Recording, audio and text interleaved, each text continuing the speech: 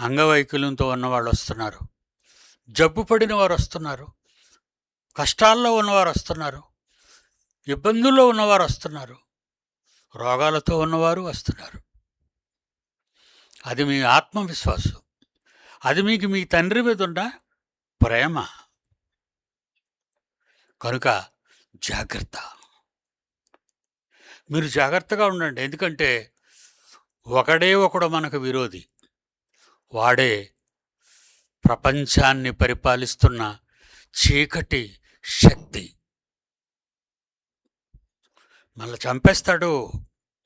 మీరు వస్తున్నారు కదా, మీ మీద వాడికి నిఘా ఉంటుంది. చివరిగా చెప్తున్నాను, జాగ్రత్తగా వినండి. మీ మీద నిఘా ఉంటుంది. రాజకీయ నాయకుల మీద మనుషులు నిఘా పెట్టి చంపుకుంటున్నారు. గొప్ప గొప్ప వారు నిఘా పెట్టి చంపుకుంటున్నారు. దేశాల మధ్యన కక్షలు వచ్చి బాంబులు పేల్చుకుంటున్నారు, చస్తున్నారు. కానీ నిజమైన దేవుని పిల్లలుగా పెరుగుతున్న మీ మీద నిఘా ఉంది. ఎవరికి? దుష్టునికి, సాతానుకి.